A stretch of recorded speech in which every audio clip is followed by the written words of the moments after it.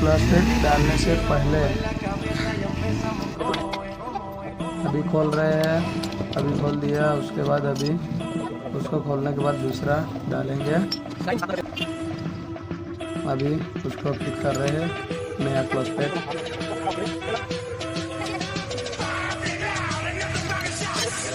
अभी देख सकते हैं क्लच प्लेट का पावर नहीं है। Hello guys, welcome to my channel G 36 rider 07। आज हम 150 पल्सर का सर्विसिंग करवाने जा रहे हैं। अभी उसका पिकअप अच्छे से पकड़ नहीं रहा है, उसका क्लच प्लेट पूरा चला गया है। तो सो गाइस देखना, अभी हम उसको गैराज में ले जाते हैं।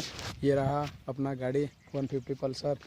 अभी हम उसका वो क्लच प्लेट डलवाएंगे, कौन से वाला बेस्ट रहता है वो देखते हैं और उसका थोड़ा बहुत सर्विसिंग करवा लेंगे।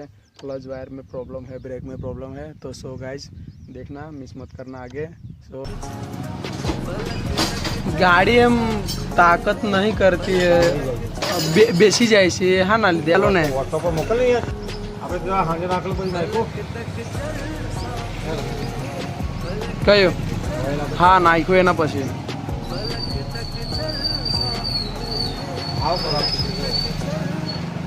વધારે ખરાબ થઈ ગયો તો બીજું નાખી દેવાનું હતું ને।